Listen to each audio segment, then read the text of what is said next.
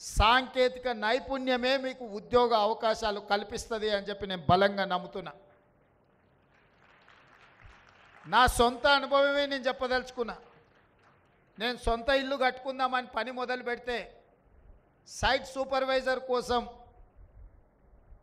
నేను కావాలి అని కొంతమంది తెలిసిన వాళ్ళకి చెప్తే engineering graduates, civil engineering graduates or engineering graduates వచ్చి 15,000కు పని చేస్తాము, మాకు అవకాశం ఇవ్వమని అడిగినారు. కానీ మేస్త్రిగా అనుభవం ఉండి నిర్మాణ రంగంలో కొంచెం నైపుణ్యం ఉన్న వాళ్ళని అడిగితే 60,000 రూపాయలు అడిగినారు. నాకు అర్థం కాలే, చదువుకున్న ఇంజనీరింగ్ గ్రాడ్యుయేట్ 15,000కు వచ్చేదేంది, పని తెలిసినోడు 60,000 అడిగేది ఏంది అని. అంటే సర్టిఫికెటు మీ జీవన ప్రమాణాలు పెంచవు, మీ ఉద్యోగ ఉపాధి అవకాశాలు పెరగవు. మీరు సాంకేతికంగా అభివృద్ధి చెందిన ప్రపంచంతో పోటీ పడాలి అనంటే సర్టిఫికెట్ ఉండాలి, మీకు సాంకేతిక నైపుణ్యము ఉండాలి. అప్పుడే మీరు రాణించగలుగుతారు, అప్పుడే మీకు అవకాశాలు वस्ताई।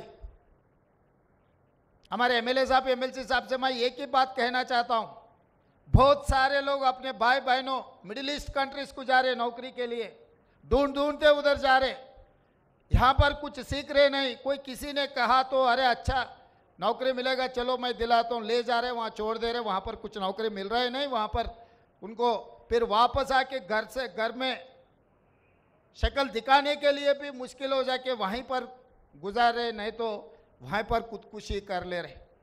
इसीलिए आज मल्लेपल्ली में जो शुरुआत किए, यहाँ से अपने भाई बहनों जो भी मिडिल ईस्ट कंट्री में नौकरियों के लिए ढूंढ रहे, तड़प रहे, उन लोगों को यहाँ पर तजुर्बा देंगे, यहाँ पर जो जो सिखाना है सिखाएंगे। इस देश से मिडिल ईस्ट कंट्री को कोई भी जाएगा, सरकार जिम्मेदारी उठाएंगे, उनके नौकरी के लिए भरोसा देंगे।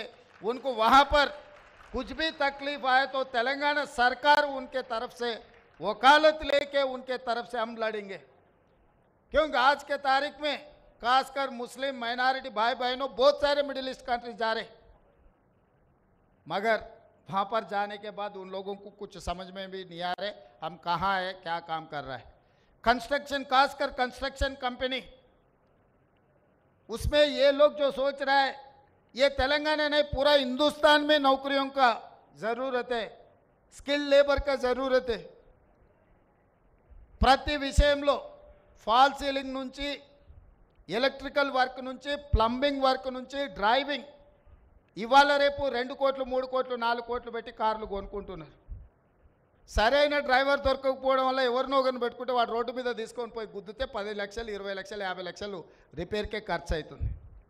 మంచి డ్రైవింగ్ శిక్షణ ఉన్నవాడు ఉంటే 50,000 60,000 ఇవ్వడానికి ఎవరికి సమస్యనే లేదు. ప్రాక్టికల్గా మేము అందరం కూడా